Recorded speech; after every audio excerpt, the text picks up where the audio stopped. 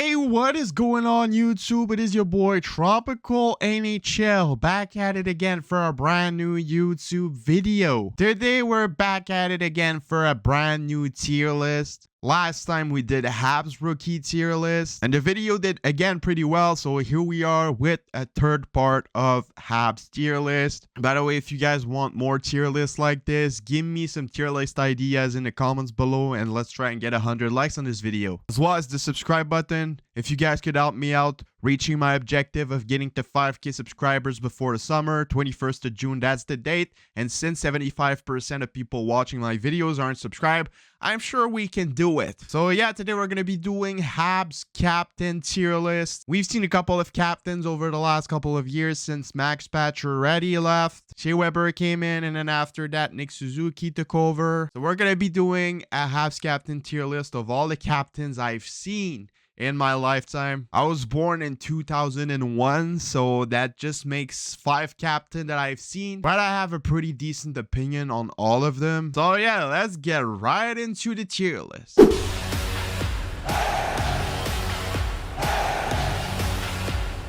Alright, so we're gonna go in order. We're gonna go Koivu after Gionta. After Pacioretty, Weber, and Suzuki, we're going to go in order like this. The tiers are S, A, B, C, D. Classic tier list ranks. But yeah, let's get right into the first one. Saku Koivu. This guy was an absolute beauty. He was the first captain I've seen with the Montreal Canadiens. He was my favorite player when I was younger. Him and Kovalev were two of the most fun players I've ever watched play with the Montreal Canadiens. Saku Koivu was just really, really charismatic. And he looked like he enjoyed playing Montreal a lot. I haven't seen it in my own eyes since I was too young, but the moment he came back from his cancer, I've seen it so many times in clips on TV, on YouTube, and it just gives me the chills just by thinking about it. He paid for a machine in the Montreal's hospital to get the treatments there instead of somewhere else. He raised a lot of money as well. Really, really nice dude, and I can't wait for the Habs to retire his jersey once Gallagher will leave, because I really do think he deserves it. No, he hasn't won a Stanley Cup. No, he hasn't done what previous Habs captain have done, but he's one of the most memorable player in Habs recent history, and I think that he deserves to get his number and jersey up there in the Bell Center. I mean, when you think about the Canadiens from the early 2000s to the 2010s, you think about Saku Koivu as the main guy. And he was a big part of a lot of childhoods in my generation. So yeah, Saku Koivu, definitely one of the best captains in Habs recent history. So for that reason, I think I'm just gonna place him at the S tier. By the way, this is not a tier list judged by best captains in Habs history. It's really Habs recent history from the 2000 to now. I'm not gonna compare all the players in here with the Jean Béliveau, the Guy Lafleurs, and all of that. Maurice Richard, there's no point. They're just in another class, and we're probably never gonna see stuff like that ever again. So yeah, I think that in recent history, I think Saku Koivu is definitely up there at the S tier. Second one is Brian Gionta. The Habs went without a captain after Koivu left for a couple of seasons. After that, they named Brian Gionta.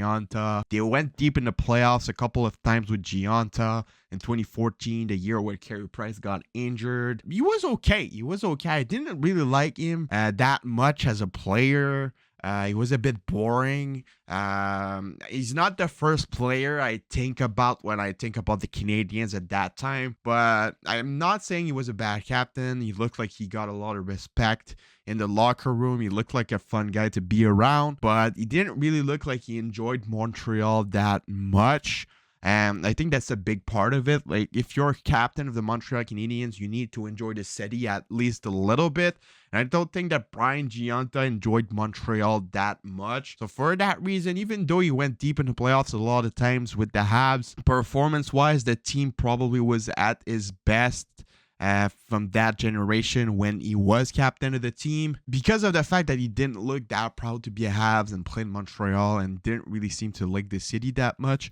I'm going to place him at the B tier. He wasn't the most enjoyable personality as well. I mean, I liked him, but I think that there's players from that team that could have been better captains than Gionta. You think of guys like Andrei Markov. Yes, he doesn't talk that much, but he loved being in Montreal. He was proud of being a Montreal Canadiens, and he led by example. So yeah, B tier for Gionta is definitely okay for me. Next one is going to be, I think, the most controversial captain in this tier list. You already know it. It's Max Pacioretty, man. Max Pacioretty got named captain by a player vote. A player vote that, player vote that was a bit controversial in the locker room. A lot of beef came out with it. I mean, it was between Subban and Pacioretty. Subban was pissed off about this. It made like some weird stuff going on in the locker room. He got named, I think, a season after they went on and played with 4 assistants: Markov, Plekanec, Subban, and Pacioretty. That was the season after Gionta left, and the season after they named Max Pacioretty captain of the team by a player vote. Like I said,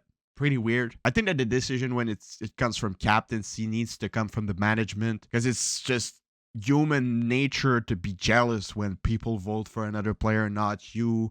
Seeing how many votes you got. It's tough for some ego sometimes, and it definitely was tough for PK Subban's ego. There were a lot of beef going around with Gallagher, Subban, Pacioretty, Subban because of that. I went to a Montreal Canadiens practice, a public practice, when I was a lot younger. I was excited to see Pacioretty and Subban. They got into a fight in the corner of the ice, and they just got kicked out of the practice, so we didn't get to see them. It was never showed on TV. I think that people that were there only knew about it. They fought in a public practice. Was not really a fight, but it was a little bit of an altercation. They were punching each other like this. Definitely because of the PK Subban beef, it kind of ruins the vibe in the locker room. And the fact that even Michel Therrien stated that Max Pacioretty probably was the worst captain of all time for the Canadiens. But still, he looked like he enjoyed Montreal a little bit at least. He was okay with the fans as well. A lot of stories came out of Pacioretty being nice, being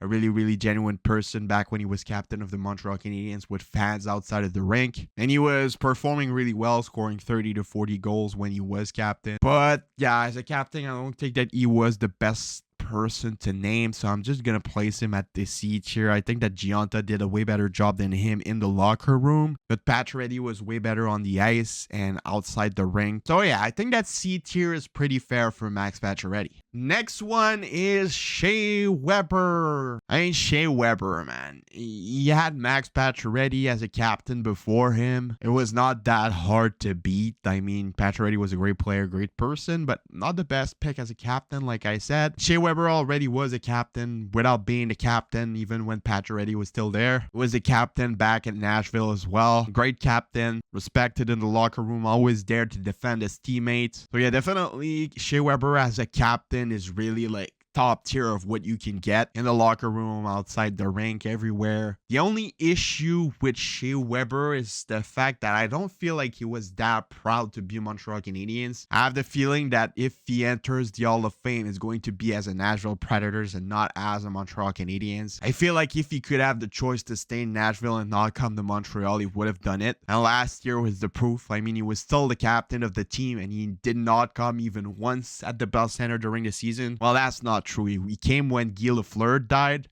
Rest in peace, Guy, again. But if it wasn't from that, he probably would have never come in Montreal for the entire season, and he was still a captain of this team. So it just shows that he probably didn't enjoy the city that much, didn't really care about being a Habs wearing the logo. He was just doing his job playing hockey, nothing less, nothing more. But he was still a great captain. Really, really top tier captain. The only reason why I'm not putting him at the S tier is because of not being proud of being a Habs that much. So I'm just going to place him at the A tier. Definitely was better than those two, but not as good as Saku Koivu in my opinion. But yeah, definitely a great captain. One of the best in Habs recent history by far. But yeah, A tier is pretty fair, I think, for Shea. Last one, of course, the active captain for the Montreal Canadiens right now. Youngest captain in Habs history, Nick Suzuki. I mean, it's only been one season for Nick Suzuki as a captain, but I think that he showed a lot of interesting things just by performing all season long, playing all 82 games in a season that meant absolutely nothing. Still performed playing with AHL wingers with lines that changed every night. He definitely leads by example in the locker room and on the ice. His personality in interviews reminds me a lot of Sidney Crosby personality. He's just that type of dude that's calm, never talks that much, but when he talks, everybody listens to him. He looks calm and collected, always in relation with his emotion. He doesn't panic. He's just that cool, genuine,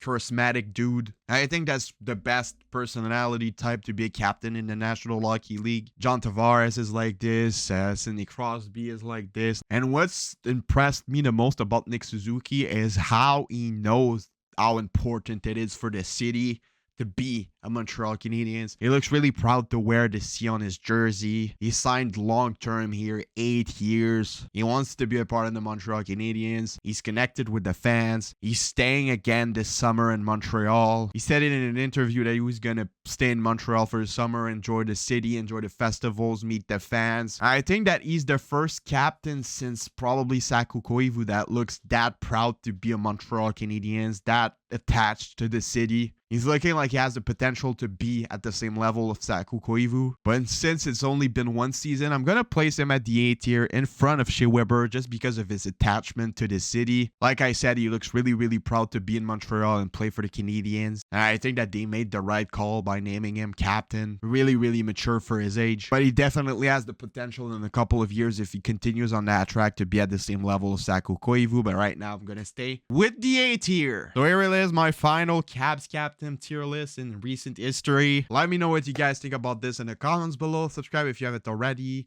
Share the video. Leave a like. Let's try and get 100 likes for another video like this. It's been your boy Tropical NHL. Have a nice rest of your day, and I'll see y'all later for another video. Bye bye.